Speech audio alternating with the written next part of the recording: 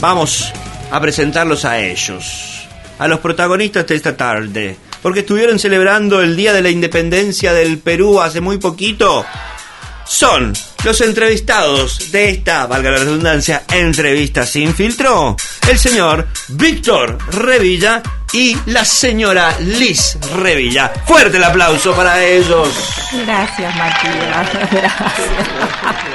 ¿Cómo están? Estamos muy atentos acá escuchando tu efusividad, tu manera de hacer radio. Excelente.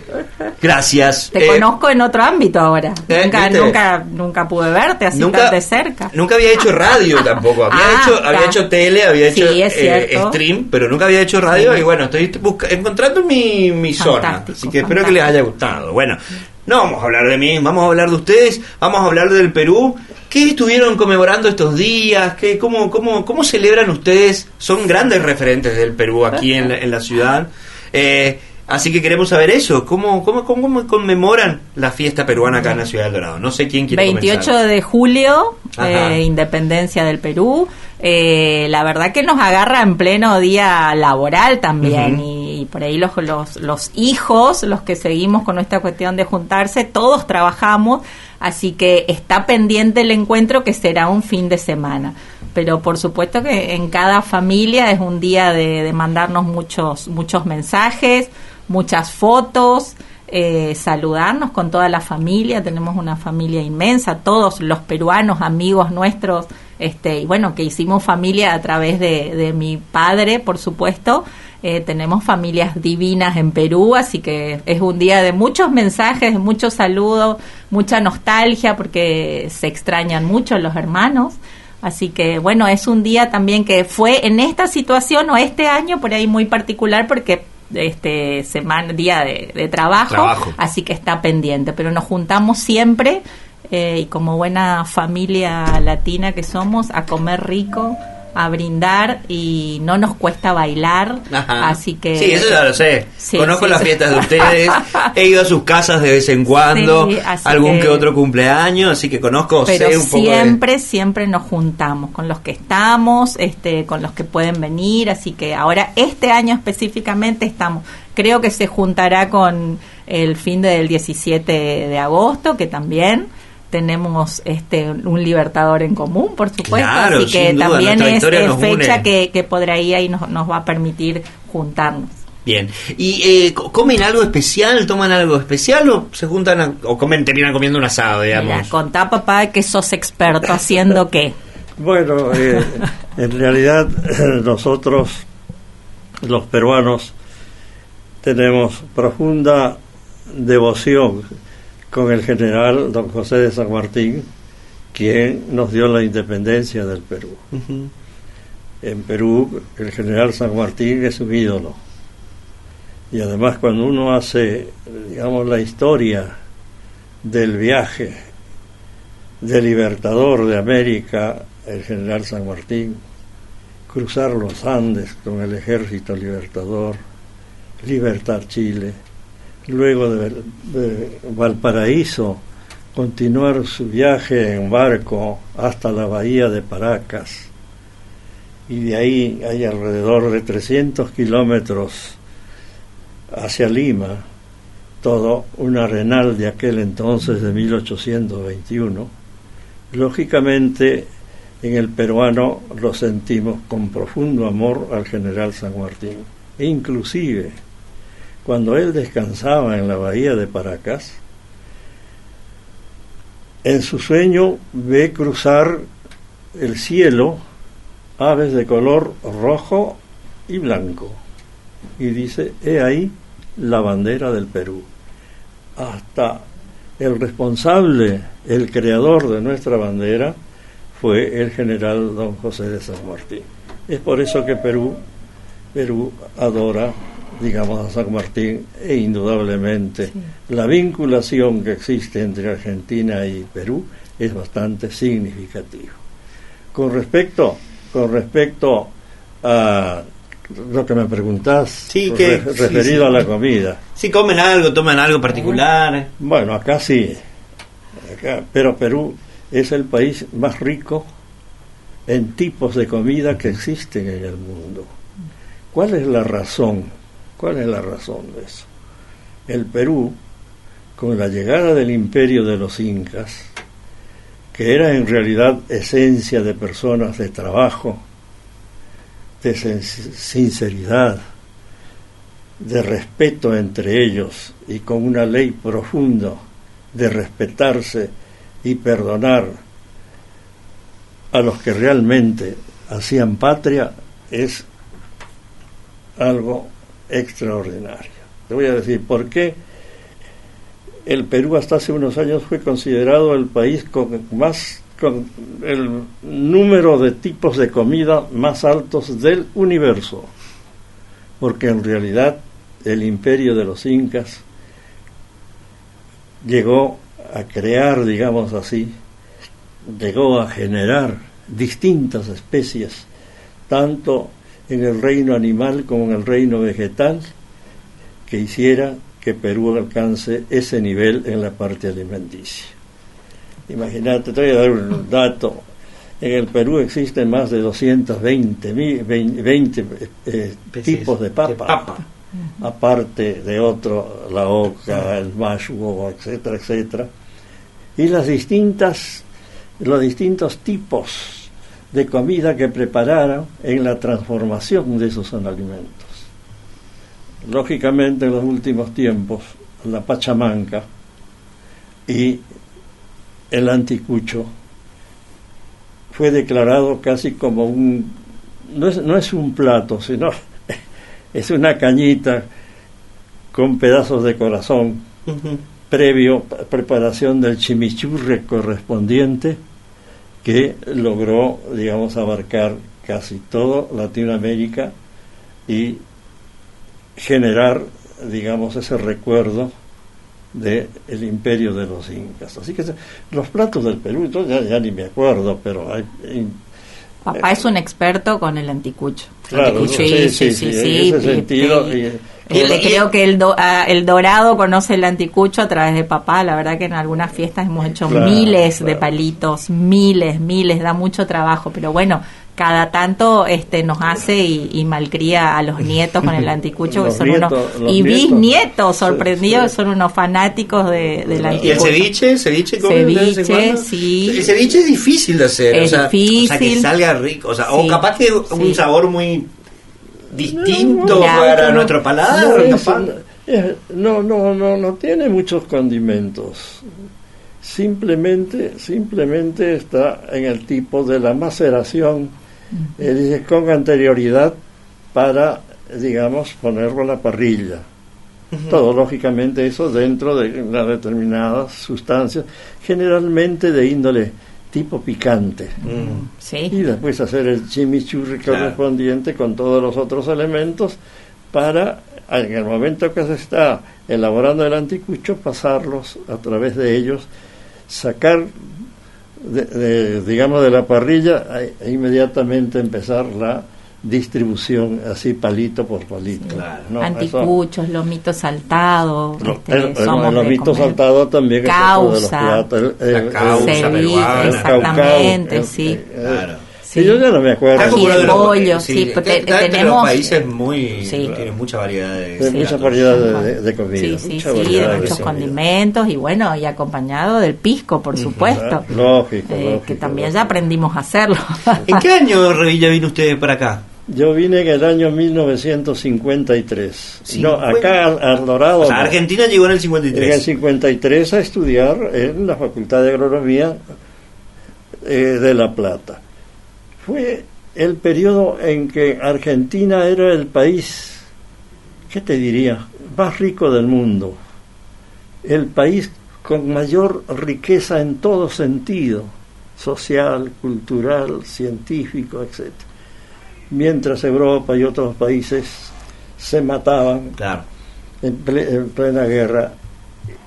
Entonces, todo eso, no soy peronista, pero yo agradezco eternamente al general Perón, porque con ese adelanto que tenía la Argentina, que ya existían sus universidades en aquel entonces, Córdoba, Buenos Aires y La Plata. La gran mayoría de los latinoamericanos que venimos a estudiar acá en las distintas disciplinas, ciencias, de distintas ciencias, fueron creados, formados en la Argentina. Entonces yo vengo en el año 52, 53, tenía 17 años. Muy joven. Entonces Perón abre las universidades, reitero, para toda la juventud latinoamericana. En Perú existía una sola facultad de agronomía, que era La Molina, y cuando me fui a inscribir existía más de 2.000 postulantes. Claro. Era casi medio imposible tal vez lograr el ingreso. Y en eso leo el diario, porque yo de jovencito, de mis vacaciones, yo estudié en una escuela agrotécnica similar a la nuestra. Ajá. En las vacaciones vendía diarios, me vendía 50 diarios y a veces mentía, si falleció 3 yo decía 4 y me compraban rápidamente. ¿No? Mentía. Bueno, entonces me voy al consulado argentino, me atiende de una forma tan linda y me dicen: sí, usted si quiere puede ir a estudiar a la Argentina. En la Argentina existe tales y tales y tales carreras y totalmente gratuito. Y eso era para toda Latinoamérica. Brasil no era nada en aquel entonces con respecto a la Argentina. Menos los otros países, digamos, que estaban en pleno desarrollo, digamos, político, económico, social, lo que fuera. Entonces decidí venir y ahí estudió seguramente un tiempo. ¿Pensó alguna vez en volver a su país o se enamoró de Argentina y dijiste, no, yo me quedo acá? No, es increíble. No, porque ¿qué sucedió? Yo tuve la suerte de ser, digamos, un alumno que se dedicó 100% al estudio. Yo me recibí en 5 años, 3 meses. Hoy veo que en nuestras facultades hay chicos que están en 6 años y están viendo materias de segundo año. En aquel entonces eso no existía. Entonces era otra manera. Y además hasta tuve la suerte que cuando terminé de cursar segundo año de facultad, aparece en el pizarrón de nuestra facultad que necesitaba alumnos o alguien para ir a control en aquel entonces la plaga más grande que existía en la Argentina sobre los cultivos de la zona pampeana, etcétera, era la tucura. Bueno, entonces yo me anoto y a la semana me avisan que había sido elegido, no sé si elegido, sino que tal vez no se presentaron otros y yo era el único. Y entonces integré ese grupo de 12 personas y me nombraron jefe del grupo, que yo me tenía que ocupar de todos los factores inherentes, digamos, al momento de hacer el tratamiento en el campo. Y nos vamos a Villa Iris, provincia de Buenos Aires, cerca de Mar del Plata. Y en aquel entonces no existían productos líquidos, sino todo era espolvoreo. El tratamiento era espolvoreo. Así que no se podía hacer el tratamiento en cualquier momento del día, sino cuando había una plenitud de tranquilidad, que no haya viento. Y bueno, así con esa gente estuve prácticamente 2 meses en ese control de la tucura en la provincia de Buenos Aires. Cuando regreso, no sé, mi jefe, tenía un jefe, no sé lo que le habrá dicho, este peruano es excelente o es malo, ¿qué tal? Y viene y un día me pregunta, dice, Revilla, ¿usted quiere incorporarse? No era ministerio, era en aquel entonces todavía Secretaría de Agricultura de la provincia de Buenos Aires. No te olvides que, no sé, hacía 4 o 5 años que la Argentina llegó a ser,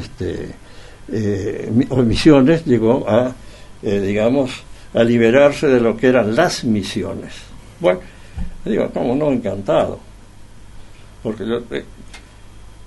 y me incorporan ya en ese año, creo en el año 56, 57 ya era empleado de la Secretaría de Agricultura de la provincia de Buenos Aires.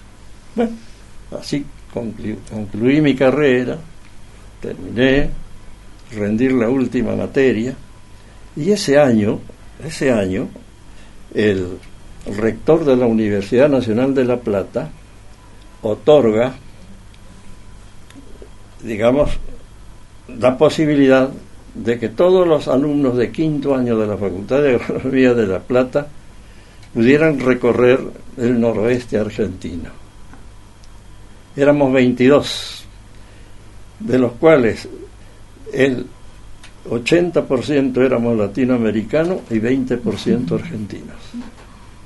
Se realiza el viaje durante 42 días, recorrimos Entre Ríos, Misiones, Formosa, Chaco, Tucumán, todo en el reconocimiento de las especies y de la actividad. ¿Y ahí fue cuando eligió El Dorado o...? Bueno. Misiones. Ahí elige Misiones, ahí se enamoró de Misiones. Siempre nos cuenta que ese viaje fue clave porque se enamoró de Misiones. Me enamoré de del Misiones. Calor, de los bichos. ¿De qué te enamoraste, Víctor? No, cuando uno es joven, uno no siente nada. No te olvides, qué sé yo, cuántos años, 20, 21. Pero con todos los otros integrantes que habían finalizado quinto año. Claro. Yo ya me había recibido, pero los títulos recién entregaban en julio, agosto o septiembre del año que me había recibido. Entonces se hace ese viaje a todo el litoral argentino. La coincidencia que nos toca después de Corrientes, Misiones. Y sinceramente era una provincia, una belleza totalmente distinta que yo no había visto, porque yo, a ver, mi lugar de residencia en Perú era toda la parte de Lima, que no hay selva, claro. No lo que había acá, y esto era una maravilla.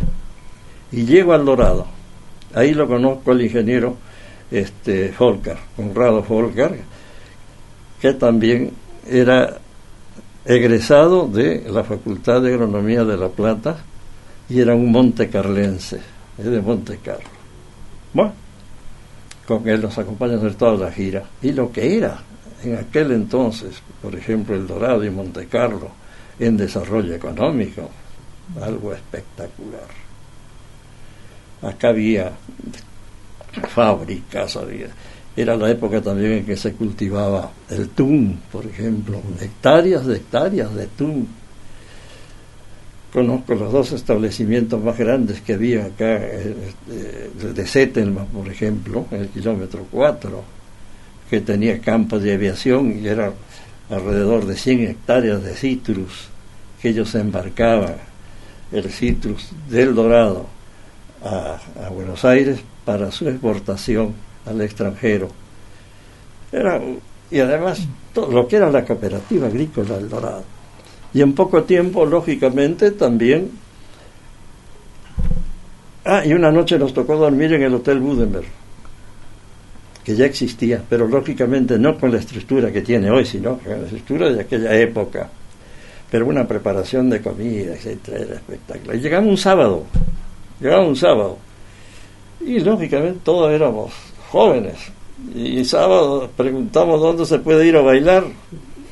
¿Ahí cerquita o no? No, Centro Paraguayo Yaviamí, que estaba frente a la policía en la avenida Córdoba. Ajá. Mira, yo fui al Centro Paraguayo, otros fueron a Yaviamí, lógicamente guiados por gente de acá del Dorado, claro. ¿no es cierto?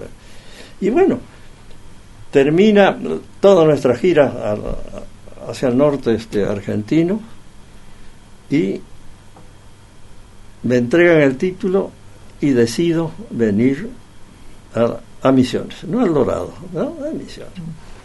Y qué coincidencia que en la Secretaría de Agricultura de la provincia en aquel entonces también el jefe había sido egresado de La Plata, el ingeniero José Cairiyama, de cerca a Cerro Azul, por ahí los papás tenían plantaciones de té, pero a la alta escuela. Bueno, entonces ojo, llego a las 5 de la mañana en el tren en Buenos Aires, Posada. Llego a las 5 de la mañana. Yo habré preguntado si existía un ministerio, qué sé yo. Entonces alguien mira cómo me acuerdo. Me dice, mire, en la calle Entre Ríos, 215, está la Secretaría de Agricultura, me habrán dicho, no sé. Desde la terminal hasta Entre Ríos, con mi valijita forrado de cuero arriba, y me voy caminando. Y llego más o menos, creo que a las 7 de la mañana. Entro y me atienden unas chicas hermosas de aquel entonces. Me dice, señor, ¿qué necesita? Le digo, ¿está el jefe? No, me dice, todavía él viene dentro de un momento, por favor siéntese ahí. Cuando llega le aviso que usted quiere hablar con él. Bueno, entro, me recibe, dice, señor, está el ingeniero, lo espera. Entonces yo le empiezo a describir más o menos lo que le estoy comentando a ustedes, y él me dice, yo también soy egresada de La Plata. Y me dice, le digo, ¿puedo quedarme a trabajar acá en la provincia de Misiones? Va a ser una práctica, le digo que era peruano, etcétera, y hacer algo para poder regresar al Perú con conocimiento. Me dice, ningún problema, te quedas, ya estás nombrado. Así que ese mismo día que llegué de Buenos Aires a Misiones, fui ya nombrado como técnico en asuntos agrarios de la provincia de Misiones. Qué loco.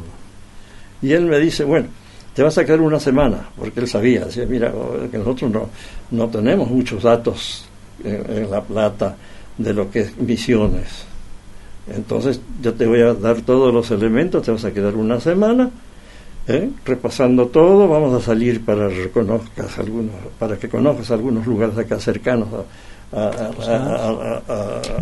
lo que es la parte agropecuaria, y después vas a elegir los lugares. Termina la semana y me acuerdo que en la calle Ayacucho me consiguió el alojamiento, donde me daban comida, me daban todo, no pagué un solo centavo, todo lo pagaba en la Secretaría de Agricultura. Termina la semana, me dicen, mira, tenés lugares para elegir. En Alén está el ingeniero Rey Leyes, en tal parte, en Apóstol está fulano de tal, en Jardín América está fulano de tal, y en El Dorado está el ingeniero Segovia, Washington, Segovia. Y yo había estado casi 2 días en El Dorado, había bailado en El Dorado. Claro, ya le picó el... Entonces decido venir al Dorado. Bien. Así. Por esa noche de baile. De baile, de todo. Pero de todo lo que había visto. Siempre muy alegres ustedes los peruanos, ¿no? O sea, los peruanos y descendientes. Sí, está en su sangre, ¿no? El bailar. Por lo menos todos los que conozco y la familia que tenemos son súper alegres, súper alegres. Y ahora que encima sos bailarina también. Bueno. Entonces, con mucho respeto hacia la danza argentina. Y su hermana, ¿no? Las vi ahí estrellas. Sí, estamos incursionando en esa parte. Entonces así es más o menos la historia. Y bueno, llego y lógica me atiende el ingeniero Segovia. ¿Sabes que nuestra oficina era allá en el kilómetro 1? Lo que había sido antes, no me acuerdo el nombre de los dueños. Cuando vos vas a ¿cómo se llama? A la Costanera, donde se cruzan las dos avenidas, la que va a Pinares y el otro lado, ahí a la mano izquierda hay una casa que era todo de madera antes. Fue la primera sede del Banco Nación. Y se desocupó cuando ya se había construido el Banco Nación donde está actualmente. Y entonces ahí funcionaba nuestra asesoría. Ahora, ¿qué sucedía en aquel entonces? Todo el desarrollo económico, todo el desarrollo de actividades, etcétera, era el kilómetro 2. Sí. Ninguna duda. Con el tiempo fui cambiando y se torna del kilómetro 2 prácticamente el desarrollo acá en donde estamos actualmente, en la parte central. Bueno, entonces ahí lo conozco al ingeniero Segovia y me consiguen el hotel, que era el hotel de la familia Scala, de la familia Scala, y ahí estuve un buen tiempo. Después la asesoría se traslada, creo a los 2 años, etcétera, se traslada al kilómetro 9, y la primera oficina estaba en lo que es hoy la policía del kilómetro 9, en una esquina sobre la Paraguay. Esa era nuestra oficina. ¿Y cuáles eran nuestras actividades? Fundamentalmente, digamos, el lema de asuntos agrarios en aquel entonces era la conservación del suelo y el desarrollo, digamos, de la parte pecuaria o agropecuaria en todas las escuelas de la provincia, y nosotros éramos responsables de ese trabajo con el ingeniero Segovia de la zona norte. Bueno, empezamos nuestras actividades. No me dio, imagínate, para empezar a dar mis charlas, etcétera, tenía que decir la erosión del suelo, la conservación del suelo. Nosotros hablamos de suelo, pero acá era la conservación del suelo, evitar la erosión del suelo. Y empezamos todo ese desarrollo de trabajo, y algunas charlas las damos en las chacras de los colonos y otras las damos en las escuelas. Veíamos que en las escuelas primarias los chicos, imagínate, de Irigoyen, de Lanús, que terminaban la primaria no tenían posibilidades de estudiar la secundaria, porque no había ninguna escuela secundaria, porque era nuevo la de Misiones. Entonces ahí nace la idea de crear la Escuela Agrotécnica El Dorado. ¿Que eso fue en el año? En el año, yo casi al año que llegué, yo llegué en el año 57, ya en el 60 habíamos creado la Escuela Agrotécnica y ya empezó su funcionamiento. ¿Y la facultad comienza después? No, sí, en el 70. En el 70 comienza la facultad. Pero no la parte, la actividad docente. Después te cuento de eso, cómo aparece el otro. Bueno, entonces presentamos al Consejo de Educación, no sé, te digo de Consejo de Educación, no sé si se llamaba así en aquel entonces. Y lo ven con muy buenos ojos y nos responsabilizan del estudio de esa carrera. Bueno, nos dedicamos, en primer lugar, ahí nos dicen, bueno, hay que conseguir un lugar para la creación. Nosotros preparamos toda la parte, digamos, agropecuaria, como ingenieros agrónomos, están las materias, etcétera, y le pedimos al Consejo de Educación que prepare la parte social, sería la parte social de la materia de historia, geografía, esas cosas. Juntamos todo eso, presentamos, lo vieron con ojos excelentes, y se crea la facultad, la Escuela Agrotécnica El Dorado, y en abril de 1960, en un acto extraordinario, se inaugura la Escuela Agrotécnica. O sea que usted es un héroe para la Escuela Agrotécnica, digamos. No sé, ¿Va a visitarla así de vez en cuando? Sí.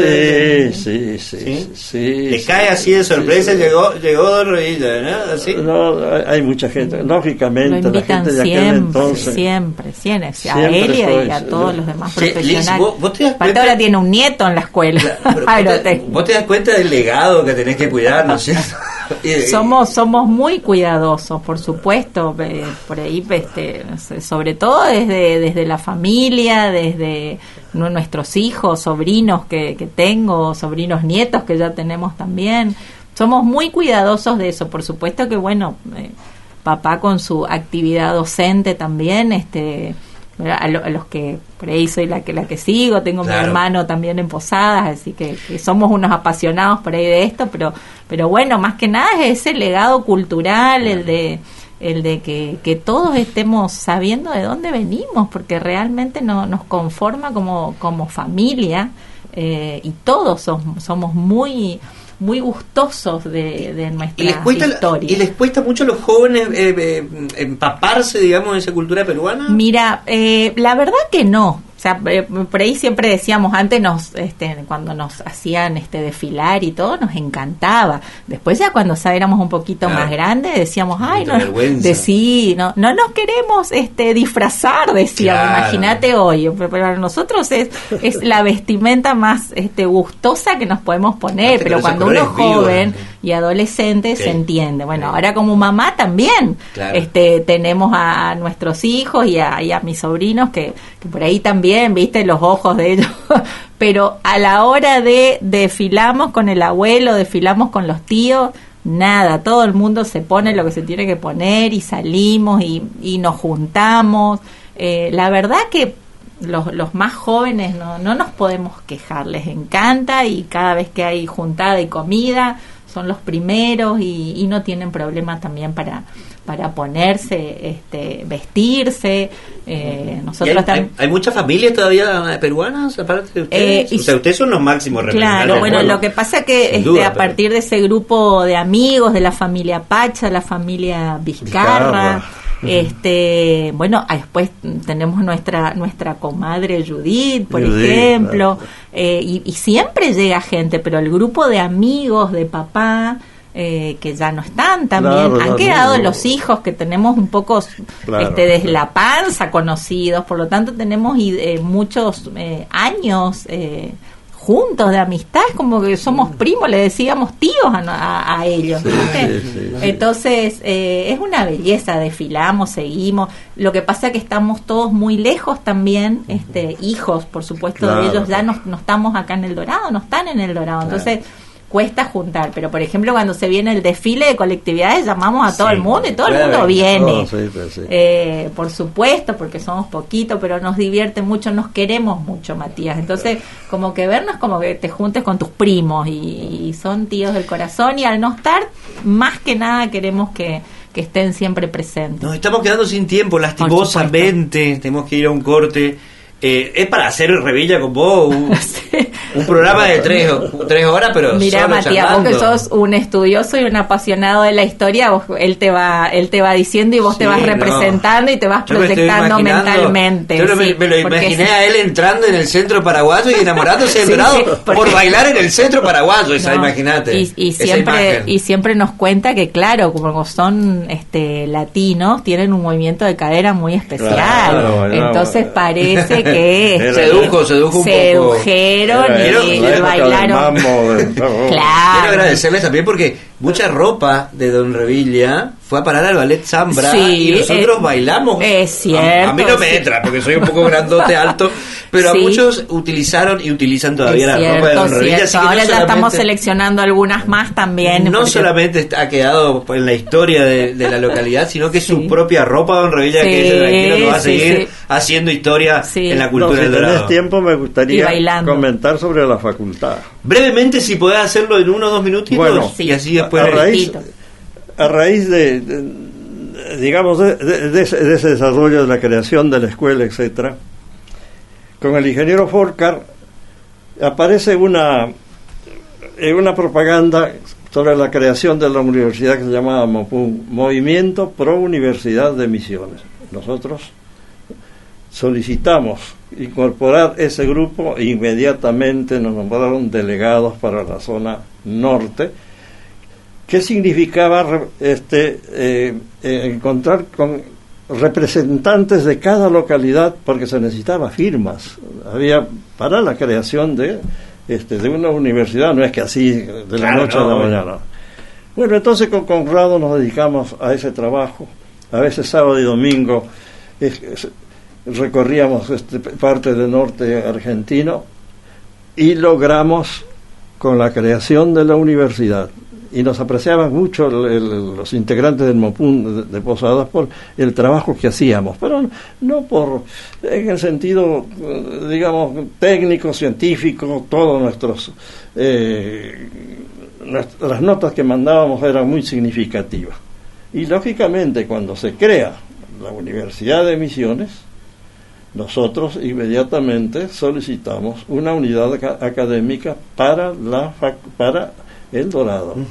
Así nace la Facultad de Ciencias Forestales del Dorado. O sea que tienes 2 hijos. Dos hijos institucionalmente, capaz que otros también, pero 2 hijos institucionales. La Escuela Agrotécnica, gran eminencia, mi hermana ha ido a esa escuela, y a la cual le tengo mucho cariño también. Yo quería ir a la Escuela de Agrotécnica cuando era chico. Mi mamá no quería que yo vaya, pero bueno, yo deseaba ir a la Escuela de Agrotécnica. Por X motivo no terminé yendo, pero le tengo un gran cariño a la escuela. Y bueno, ¿qué decir usted, don Revilla? La verdad, ha marcado sin duda la historia del Dorado con estas 2 grandes instituciones que ha dejado para la localidad. Fue concejal, hay tantos otros capítulos fue concejal, presidente del Club de Leones, sigue siendo una eminencia. Otro día lo voy a llamar para seguir charlando, porque la verdad es que nos quedamos cortísimos. Liz, antes de que te vayas, quería solamente preguntarte, ¿estás haciendo capacitaciones? Contanos brevemente eso, decirnos cómo fue, qué podemos contar de eso. Y después tuvimos nuestro primer encuentro ayer. Ese es el grupo de capacitación del Instituto Superior San José. Vos sabés de qué se trata también, porque vos formas parte del grupo de investigación. Bueno, a raíz de los 100 años del Instituto San José, se han pensado en una serie de capacitaciones que fueron validadas y que fueron aceptadas, y bueno, y ya están puestas en marcha. Ayer comenzamos con la primera. Rompieron el hielo. Sí. Bueno, un grupo fantástico, compañeras de trabajo, sobre todo el referente principal de lo que es la educación inclusiva es Jacqueline Rímele. Así que bueno, uno forma parte y colabora un poquito con la idea de sacar esto. La temática es la educación inclusiva, las escuelas accesibles. Y ayer tuvimos el primer encuentro, así que agradecer profundamente a ese grupo humano, a Vicky Cano, que la nombraste, a Ana María Benítez, bueno, Jackie, por supuesto, nuestros directivos también que han estado presentes y presentando también. Qué importante estos 100 años, ¿no? Sí, se vienen otras más también, así que ahí estaremos presentes. Bien, la verdad que una respuesta interesante, así que nos quedó corto también, porque hay muchas temáticas, los docentes tienen muchas preocupaciones, mucha intención también y buena predisposición de capacitarse sobre la educación inclusiva, ¿no es cierto? Así que bueno, fue muy gustoso. Hubo muchos nervios, por supuesto, pero salimos adelante, y porque realmente la idea es poder dar más y brindar lo que sea o lo que uno puede en tantos años de trabajo. Y qué importante, ¿no? La educación inclusiva, ¿no? Pensar en la inclusión realmente. Vamos a organizar otra invitación para don Revilla para que sigamos con la parte 2 de su historia.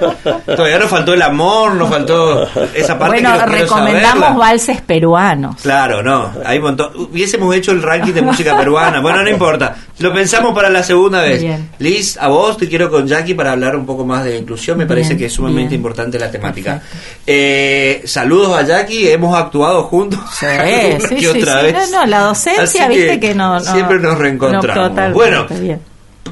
Vamos entonces al puesto número 2. Gracias. Bien. El señor Víctor y la señora Liz Revilla estuvieron acá con nosotros en esta semana de la independencia del Perú. Matías. Muchísimas gracias. Gracias, Matías. Gracias. Viene la segunda parte de la historia de Revilla.